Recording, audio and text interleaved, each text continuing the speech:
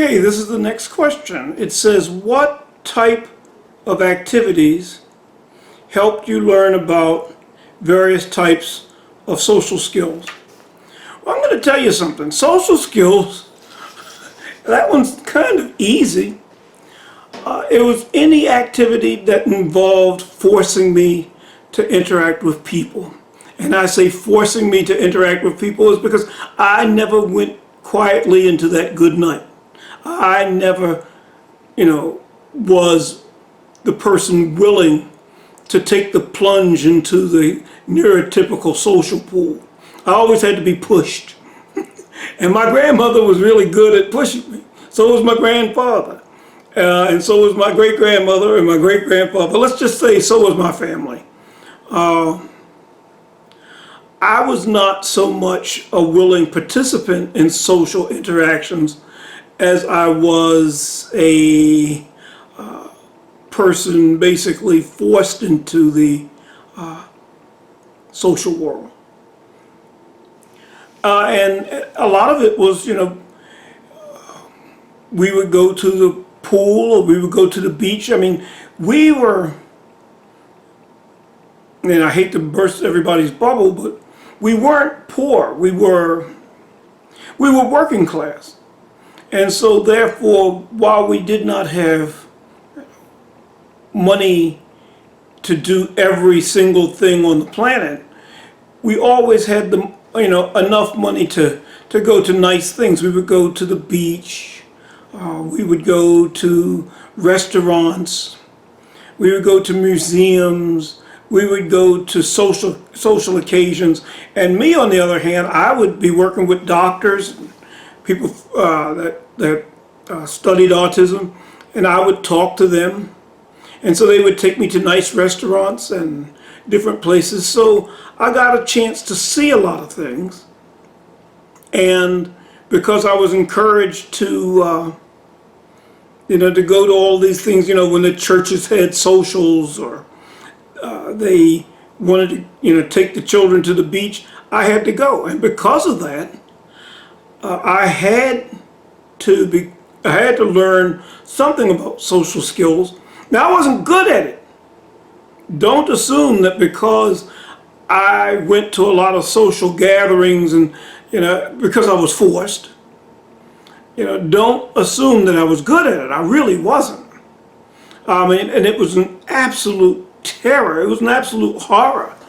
A lot of times, there were more meltdowns as a result of being forced to be social in my youth than I care to remember. And a lot of it got violent and very ugly. So it was not easy. Now, when I got older, I realized the need to become more social. And a lot of that was because in order for me to understand neurotypicals, I had to study them. And the only way to study them and their social habits is to be up close, is to engage them in conversation. And I would find some that would be more willing to give me the nuts and bolts of how neurotypicals worked, how they operated, what were the correct social responses and why. So as I got older, I became a lot more like an anthropologist. I was studying neurotypicals so that I'd understand what it was they expected.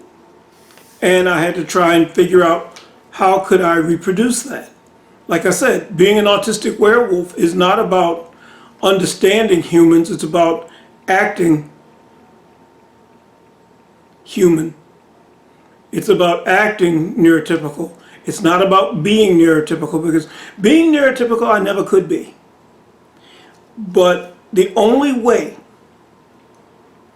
to learn about social skills is to study neurotypicals. If you want to understand neurotypical social skills and how to fit in and all that sort of thing, you have to study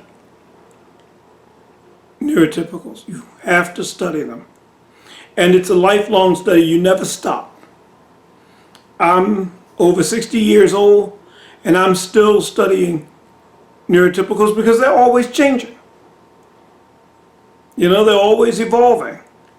And you know, it's just like when I was young, you used to be able to say certain words and say certain things that you can't say now. You can't, you know, when I was young, you know, the Frito's corn chips were sold by the Frito Bandito. Now that's considered politically incorrect. You cannot do some of the things that you used to, you know, back when I was young, you know, there were television shows where the boss would chase the secretary around the desk and pinch her on the butt. You can't do that now. And let's not even talk about Aunt Jemima and Uncle Ben.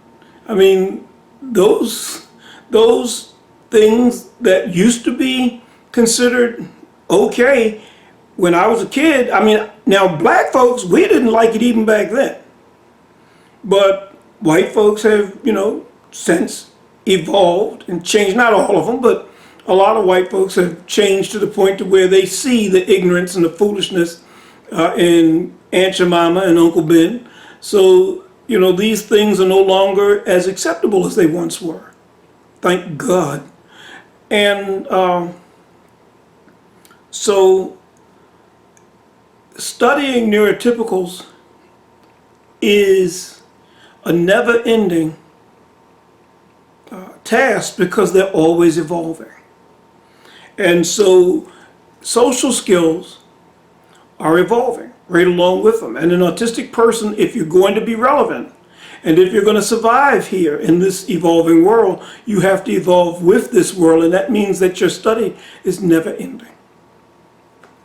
Thank you, and that's the answer to this question.